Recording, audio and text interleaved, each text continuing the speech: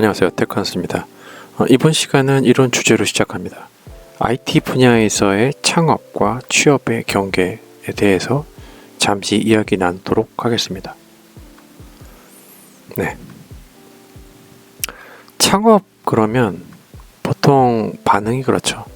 취업도 안 되는데 창업은 웬 말이냐 뭐 이런 얘기들을 많이 하시는데, 보통 사회 초년생들에게 이런 이야기를 물어보면, 뭐 저도 그랬지만 일단 나중에 돈 벌고 나서, 지금 학자금 대출도 지금 갚아야 되는데 이제 부모님 용돈도 좀 드리고 싶은데, 일단 취업하고 나서, 지금 취업할 시즌에 취업 안 하면 내 경력으로도 다시 재취업 못하고 창업은 무슨 말이냐 이런 얘기를 많이 하시는데, 저도 그랬지만 그게 맞을 수도 있어요.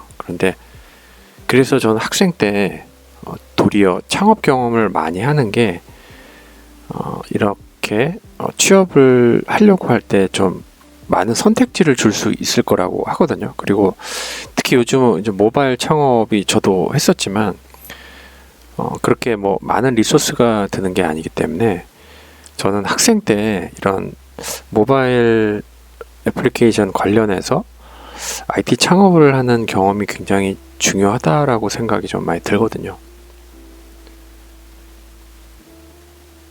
왜냐하면 그 청년회 때 뭐 취업에 대해서 이야기하는 것은 뭐 당연한 것이죠. 사실은 우리나라 현실에 있어서는 뭐 어떤 기업에 들어가고 싶고 기업이 요구하는 게 이런 거고, 어떤 코딩 문제, 뭐 기타 등등 인터뷰 준비 과정들 중요하긴 한데, 이런 게 결국 취업이 끝이 아니거든요. 사실 취업했다는 것은 결국 월급을 받고 일하는 것이고, 뭐 그 회사에 들어간다고 그 회사가 뭐 애사심을 갖는 건 좋은데 내게 아니에요. 내가 삼성전자 들어간다 그래서 삼성전자가 내게 아니에요.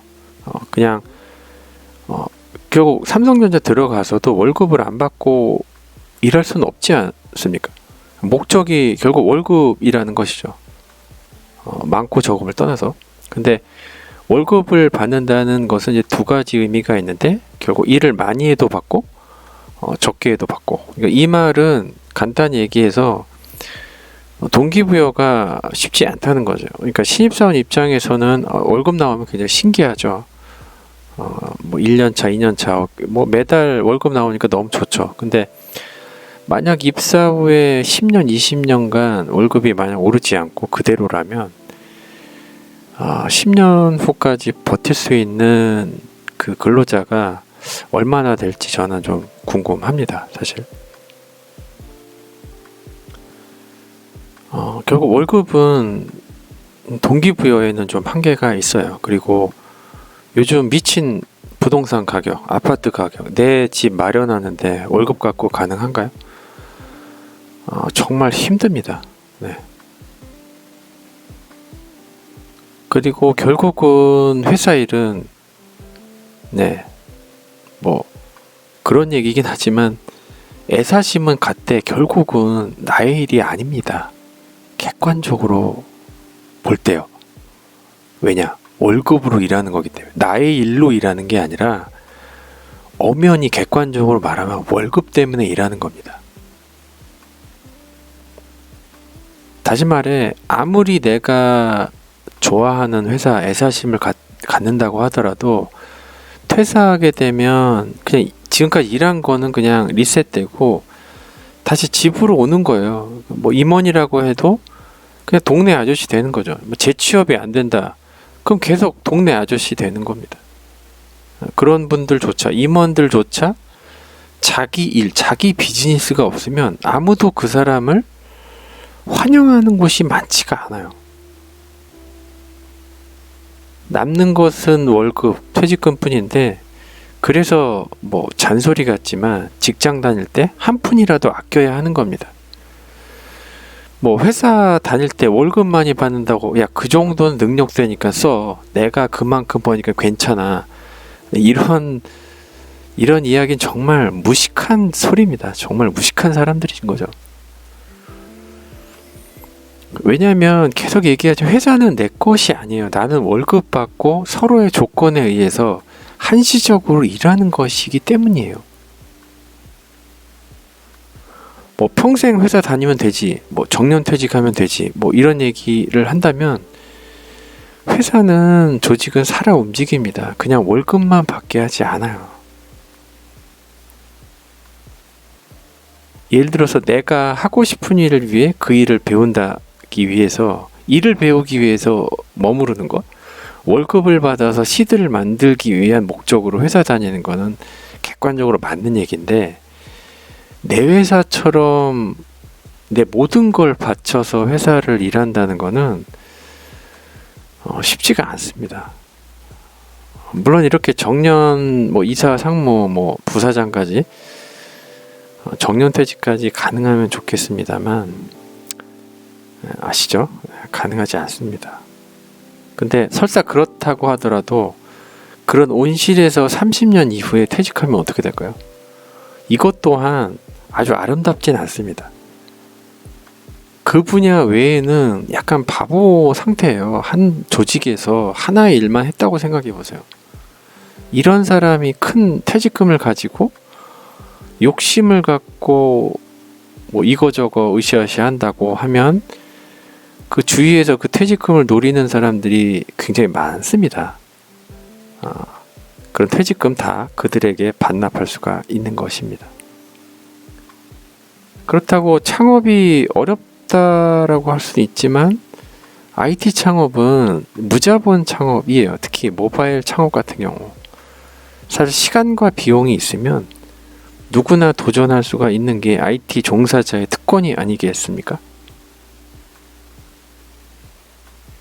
사실 모든 회사는 크던 작던 다 창업을 해서 만들어진 것입니다. 취업해서 그런 한계, 급여를 느낄 수 없는 구조적인 한계가 있고, 나이를 먹어가면서 조직에서 밀려날 확률이 높다는 것은 그 다음 대안이 없으면 그런 확장 가능하지 않은 영역, 이제 월급쟁이라고 표현했는데, 그런 동기부여도 없고 사내 정치와 굽신거림으로 하루하루 내 소중한 시간을 직장에 묶여 사는 것은 어떻게 보면 좀 비극일 수도 있어요. 그것을 대체할 수 있는 게 바로 월급을 받는 것이죠. 월급을 받는 행위가 그것을 커버링하는 것입니다. 결국 회사에 충성하려는 사람들, 뭐 미생 드라마 보시면 아시잖아요. 회사에 들어가려고 애쓰는 사람들, 어떤 회사에 취업하려고 면접장에 갔을 때 보게 되는 회사 면접관들, 사실은 모두 어떤 한계를 가지고 있는 직장인이고 그 이상도 그 이하도 아닙니다. 어쩌면 작게 자기 사무실에 자기 일을 가지고 일하는 사람이 장기적으로는 더 비전이 있어 보입니다. 사실 물론 어렵죠. 당연히 어렵습니다. 그러나 고생해도 결국 그 커리어들이 자기 일로 쌓이기 때문에 그런 것입니다. 창업과 취업은 이렇게 서로 다르지만 선택의 출발선에서는 같이 섭니다. 그래서 그게 IT 창업이든 뭐 자기가 별도로 관심 가졌었던 분야든 뭐 취미 활동을 확장시키던 개념이든 결국 자기가 할 수 있는 자기만의 일을 결국은 회사 다니면서 찾는 거, 이런 행위가 노력하지 않으면 결국 이전 영상처럼 조직에서 퇴직 프로그램에 의해서 나올 수밖에 없는 한계에 부닥치는 그런 경험을 할 수밖에 없는 것입니다. 감사합니다. 테크한스였습니다.